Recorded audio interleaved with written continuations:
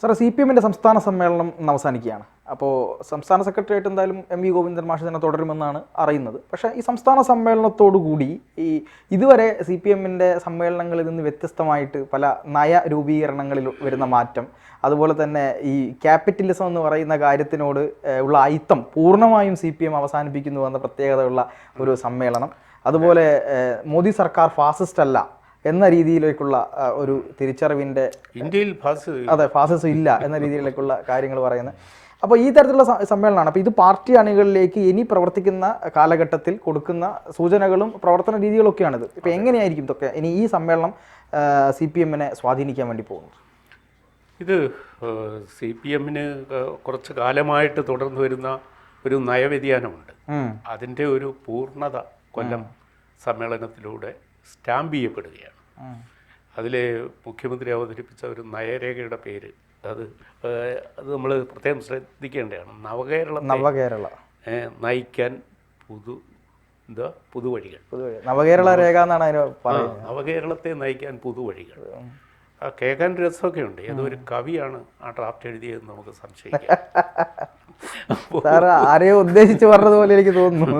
കാരണം ആ ഭാഷയ്ക്കൊരു സൗന്ദര്യമുണ്ട്. നവകേരളത്തെ നയിക്കാൻ പുതുവഴികൾ.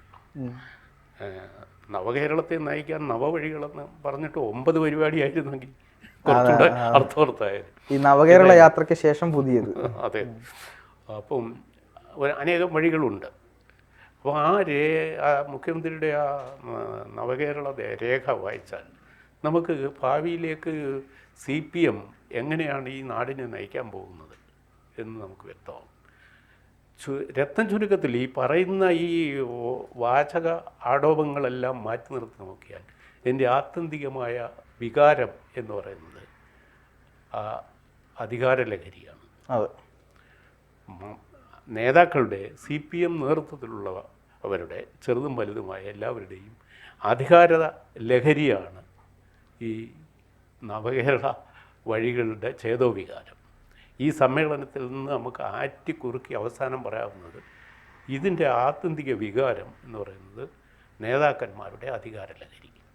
കേരളത്തിൽ ഇപ്പോൾ ലഹരിയാണ് ഒരു പ്രധാന വിഷയം. നാട്ടുകാർക്കെല്ലാം രാസലഹരി, CPM നേതാക്കൾക്കെല്ലാം അധികാര ലഹരി. ഇപ്പോൾ കേരളത്തിൻ്റെ നവവഴി എന്ന് പറയുന്നത് ലഹരിമയമാണ്. മൊത്തത്തിൽ ലഹരിയാൽ ചുറ്റപ്പെട്ട നവകേരളം. ഇത് ഇങ്ങനെ വ്യാഖ്യാനിക്കാനുള്ള എളുപ്പം ഉണ്ട്. ഇത് തമാശയായിട്ട് പറയുന്നതല്ല. സത്യത്തിൽ ഇന്നലത്തെയൊക്കെ മാധ്യമങ്ങളുടെ റിപ്പോർട്ടിംഗ് രീതി പരിശോധിച്ചാൽ ഒരു വശത്ത് മാർക്സിസ്റ്റ് പാർട്ടിയുടെ സമ്മേളന വാർത്തകൾ, അതിൻ്റെ തൊട്ട് താഴെയോ വശത്തോ പിന്നെ സൈഡിലോ കേരളം ലഹരിയുടെ ഭീകര സംഭവങ്ങൾക്ക് അടിമപ്പെട്ട് ഇന്ന് തന്നെ ലഹരി പോലീസുകാരനെ കണ്ടിട്ട് MDMA എടുത്ത് വിഴുങ്ങിയവൻ ആശുപത്രി കിടന്ന് മരിച്ചു. അമിത ലഹരി ഉള്ളിൽ ചെന്നിട്ട് ആക്രമവാസനകൾ കാണിക്കുന്നു. പോലീസ് കൈയോടെ കഞ്ചാവും MDMAയും സഹിതം പിടിക്കുന്നവൻ പോലീസിനെ ആക്രമിക്കും. അങ്ങനെയൊക്കെയുള്ള സീൻ, പിക്ചേഴ്സ്, വാർത്തകൾ അടിക്കടി CPM സമ്മേളനത്തിൻ്റെ തൊട്ട് താഴെ ഇതാണ് പ്രധാനപ്പെട്ട വാർത്തയായി വരുന്നത്. അപ്പോൾ ഇതിൽ രണ്ടിനും ഒരു പൊതുവികാരമായിട്ടൊരു ലഹരിയുണ്ട്. ലഹരി എന്ന ഘടകമുണ്ട്. ഒന്ന് അധികാര ലഹരിയും മറ്റൊന്ന് യഥാർത്ഥ ലഹരിയുമാണ്. ഈ ലഹരിമയമായ ഈ സമൂഹം ലഹരിയിൽപ്പെട്ടത് തകർന്ന് തരിപ്പണമായിക്കൊണ്ടിരിക്കുക. ഈ കേരളത്തെ എങ്ങനെ അദ്ദേഹം ഈ നവവഴിയിൽ എത്തിക്കും? യഥാർത്ഥത്തിൽ അദ്ദേഹം പ്രധാനമായിട്ടും ചർച്ച ചെയ്യേണ്ടത് ലോ ആൻഡ് ഓർഡർ കൃത്യമായി നടപ്പിലാക്കുകയും കേരളത്തിൽ സുഗമമായി എല്ലാവർക്കും വഴിയാത്ര നടത്താൻ പറ്റുകയും ജീവിക്കാൻ പറ്റുകയും ചെയ്യുന്ന ഒരു സാഹചര്യം ഉണ്ടാക്കുകയാണ് വേണ്ടത്. കേരളത്തിൻ്റെ നാനാ തരത്തിലുള്ള മാതൃകയായി പരിഗണിക്കപ്പെട്ടിരുന്ന, ദശകങ്ങൾക്ക് മുമ്പ് പരിഗണിക്കപ്പെട്ടിരുന്ന എല്ലാ രംഗവും കഴിഞ്ഞ 8-9 വർഷമായിട്ട് തകർന്ന് തരിപ്പണമായി. വിദ്യാഭ്യാസം അതിലൊന്നാമത്തത് കേരളത്തിൻ്റെ മാതൃകാ വിദ്യാഭ്യാസത്തിൻ്റെ ഗതി എന്താണിപ്പോൾ? കേരളത്തിലെ ആരോഗ്യ പരിപാലന വ്യവസ്ഥയുടെ അവസ്ഥ എന്താണ്? ആരോഗ്യരംഗം കുളമായി. ആരോഗ്യരംഗത്തിൽ ഉള്ള അനാരോഗ്യ പ്രവണതകൾ എണ്ണിയാൽ തീരത്തില്ല.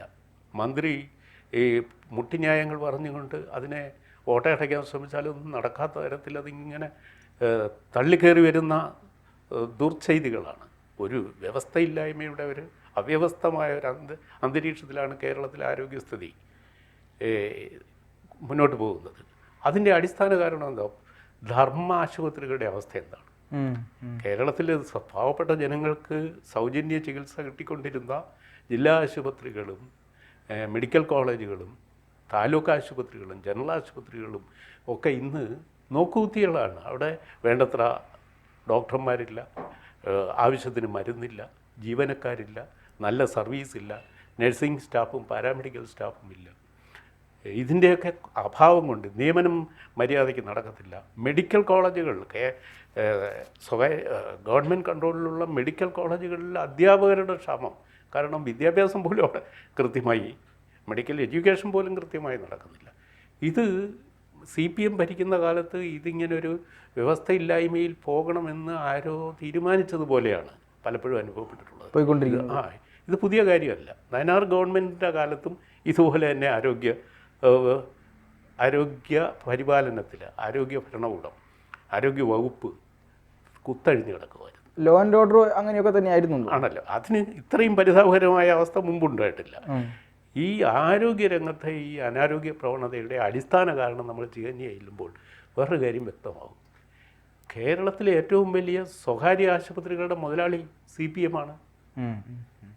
കേരളത്തിൽ മിക്കവാറും എല്ലാ ജില്ലകളിലും മൺമറഞ്ഞ CPM നേതാക്കളുടെ പേരിൽ സ്വകാര്യ ആശുപത്രികളുണ്ട്. അതെ. പെരിന്തൽമണ്ണയിൽ EMS ആശുപത്രി, കണ്ണൂരിൽ AKG ആശുപത്രി, കൊല്ലത്ത് N Sreedharan memorial hospital, Kozhikode സഹകരണ ആശുപത്രി, എറണാകുളത്ത് AP വർക്കി ആശുപത്രി, പിന്നെ തലശ്ശേരിയിൽ സഹകരണ ആശുപത്രി, അതും CPM അല്ലേ കൺട്രോൾ ചെയ്യും. അങ്ങനെ തിരുവനന്തപുരത്തും ഉണ്ട്. സഹകരണ മേഖലയിൽ ഉണ്ടാകായിരിക്കും, നേതാക്കളുടെ പേരിലൊന്നും കേട്ടിട്ടില്ല. ഈ ആശുപത്രികളൊന്നും സാമാന്യേന ഒരു മിതമായ റേറ്റിന് ചികിത്സിക്കുന്ന ആശുപത്രികളല്ല. എല്ലാ കഴുത്തറപ്പൻ സ്വകാര്യ ആശുപത്രികളെക്കാളും മുന്തിയ റേറ്റാണ്. ഞാനത് വെരിഫൈ ചെയ്തിട്ട് ആധികാരികമായി പറയുകയാണ്. ശരിയാണത്. പെരിന്തൽമണ്ണ ആശുപത്രിയിൽ ഒരു MRI സ്കാനിന് എത്ര രൂപ മേടിക്കും? അതേ ആസ്ട്ര മെഡിസിറ്റിയിലെ റേറ്റും അതും തമ്മിൽ ഒരു വ്യത്യാസമില്ല. അപ്പോൾ ഈ തരത്തിലാണ് ഈ ആശുപത്രികൾ പോകുന്നത്. പാർട്ടി കൺട്രോൾഡ് സ്വകാര്യ ആശുപത്രി നിലനിൽക്കുമ്പോൾ അവർ ഭരിക്കുന്ന ഈ സ്റ്റേറ്റിലെ ധർമാശുപത്രികൾ നീതിപൂർവവും മര്യാദയ്ക്ക് നടത്താൻ അവർ കൂട്ടുനിൽക്കുക.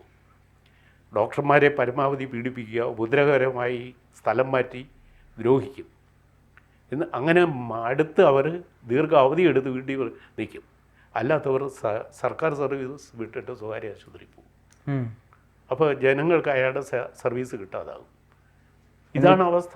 ഈ കുറ്റം ചെയ്തിട്ടുള്ള ഡോക്ടർമാരെ ഇവരുടെ ആളുകളാണെങ്കിൽ സംരക്ഷിക്കുകയും ചെയ്യും. അവർക്ക് വേണ്ടുന്നതിന് മാത്രം അവർ നടത്തിയ കൊലപാതകത്തിൻ്റെ പോസ്റ്റ്മോർട്ടം നടത്താനുള്ള സർജന്മാരെയും ഫോറൻസിക് സർജന്മാരെയൊക്കെ അവർ മെയിൻറ്റെയിൻ ചെയ്യും. അപ്പോൾ ഇത് സ്വകാര്യ ആശുപത്രികൾ മര്യാദയ്ക്ക് നടക്കരുതെന്ന് ഒരു ഗൂഢമായ നിശബ്ദമായ ഒരു തീരുമാനം ഉള്ളതുപോലെ അനുഭവപ്പെടുന്നുണ്ട് സർക്കാർ. അല്ലെങ്കിൽ ഗവൺമെൻറ് പറയട്ടെ. കാരണം എന്താ? ആരോഗ്യരംഗത്ത് പാർട്ടി ഒരു തൽപര കക്ഷിയാണ്. ഈ സ്വകാര്യ ആശുപത്രികളെ സ്മൂത്തായിട്ട് നിലനിർത്തിക്കൊണ്ടുപോയാലല്ലേ, സർക്കാർ ആശുപത്രി മോശമായാലല്ലേ രോഗികൾ സ്വകാര്യ ആശുപത്രിയിലേക്ക് വരും. അപ്പോൾ സ്വകാര്യ ആശുപത്രികളെ പോഷിപ്പിക്കണം എന്ന ഒരു നയമുള്ള ഒരു പാർട്ടി ആരോഗ്യരംഗം ഭരിച്ചാൽ എങ്ങനെയിരിക്കും? അതാണ് ഇപ്പോഴത്തെ സംഭവിച്ചുകൊണ്ട്. അപ്പോൾ നമ്മൾ സംസ്ഥാന സമ്മേളനത്തിൽ ഒന്നും ഉയർന്നു വരാത്തതോ ഒരു വിമർശന രൂപത്തിൽ പോലും വരാത്തതോ കാര്യങ്ങളാണ് ഇതൊക്കെ.